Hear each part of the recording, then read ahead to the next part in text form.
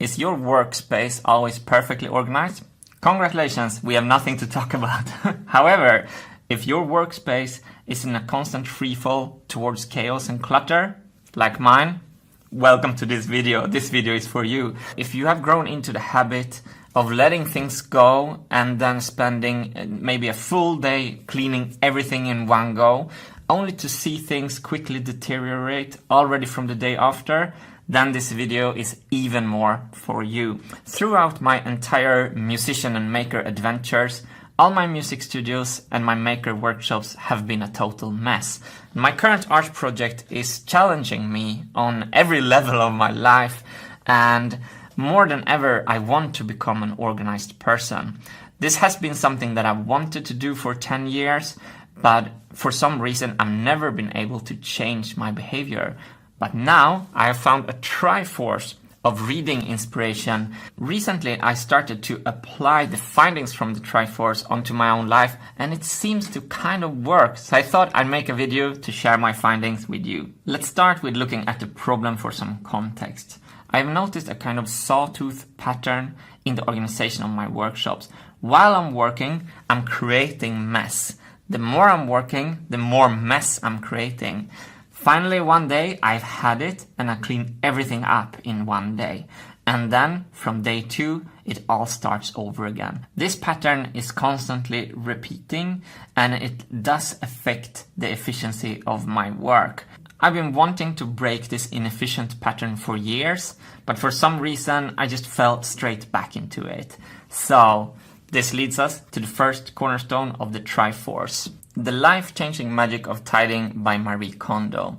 This book was revolutionary for me. It showed me a more intimate relationship between me and the physical objects around me. Second, it taught me to organize by category rather than space. The third takeaway is that the spark joy thing that Marie Kondo is so famous for really works. Marie is suggesting that you declutter your space and choose what to keep and what to get rid of by determining if the things spark joy or not. So you should take something in your hands and feel, yeah, it sparks joy, I keep it.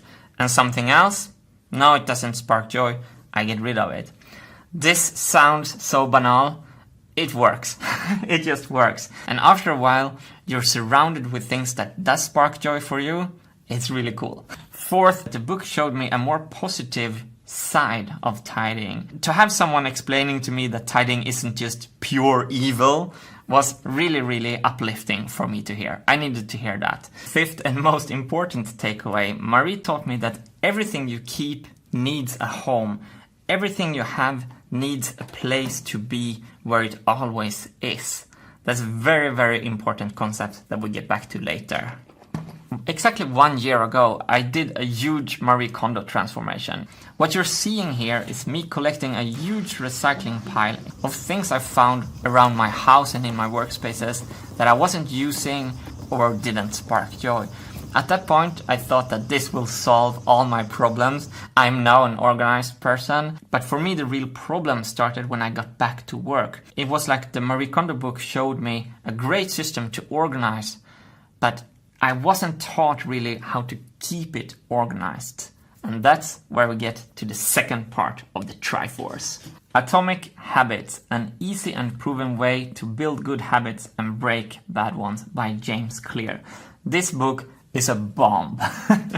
The most inspiring thing about this book is that it's not clamping down hard on you for having bad habits.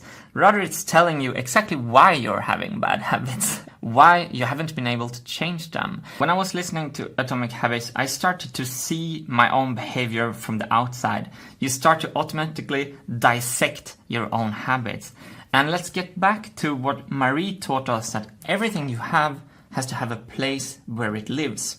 The problem is that I don't put things back where they should be. So now I need to put a screw in here. I go to where my screw gun lives. It lives here under the table. And where my bit lives. Here's a screw. I put it in. Work is done. According to James Clear, habits are automated solutions to to problems. And by nature, these solutions are often short term. So I go take the tools from their organized place, I use them, and then I drop them on the spot. And of course, short term, this is the best solution. It's much faster to just drop the tools here and move on to second task than what it is to actually be mindful, to take the bit out, put the bit box back, and put the screw gun under the table where it lives.